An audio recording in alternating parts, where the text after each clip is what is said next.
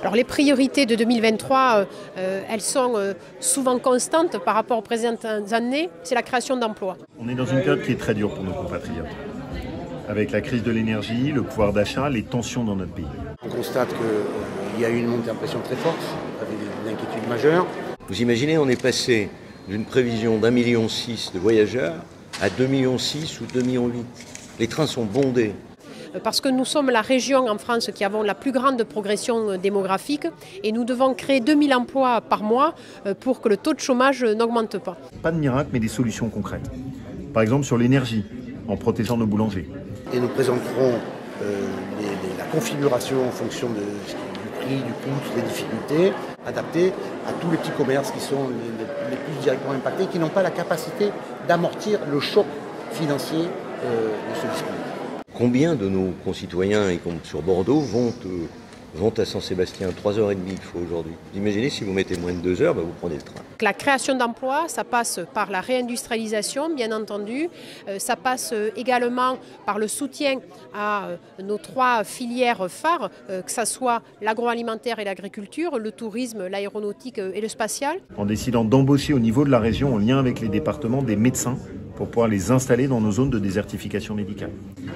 Par exemple, sur les délocalisations industrielles, en arrivant à relocaliser la fabrication de paracétamol, la fabrication de nos panneaux photovoltaïques, la transformation du bois, qui est l'énergie de notre région.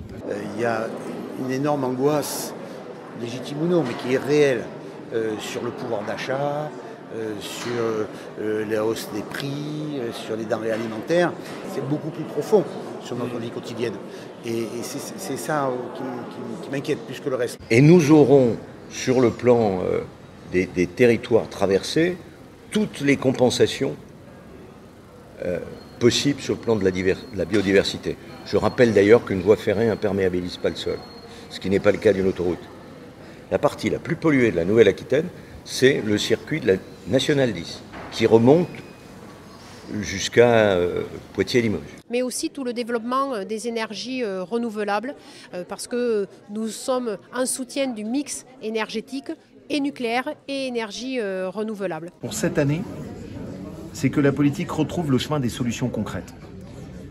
Pas juste les grandes déclarations, les grandes pétitions de principe et le sentiment qu'à l'arrivée rien ne change. Je suis en contact direct avec M. Estanguet, le Comité international olympique. Je lui demandais avant les vacances, avant les fêtes de Noël, s'il pouvait se renseigner pour savoir si nous étions susceptibles d'être éligibles en 2030 ou en 2034. Définir l'agroécologie, cette transition importante du monde agricole, le problème de l'eau, l'accompagnement des entreprises vers la décarbonation.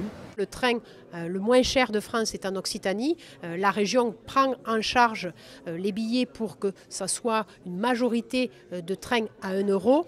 On s'est fixé un grand objectif qu'on va expérimenter sur certaines gares, Valence en premier, d'avoir un objectif zéro délinquance. Et je suis profondément convaincu que si la politique a perdu son sens, si elle aboutit à de telles tensions en ce moment, c'est parce que les politiques n'arrivent plus à apporter la démonstration qui font des choses et qui sont utiles. Notre dossier est plutôt bien ficelé aujourd'hui. Il prouve qu'on a du ski et on est dans une logique de s'inscrire dans une chose qui n'a rien à voir avec les autres. On a des atouts, donc oui, on est en course. J'engrange des centaines de millions d'euros et des entreprises qui viennent sur la nouvelle économie, donc avec la création d'emplois de qualité.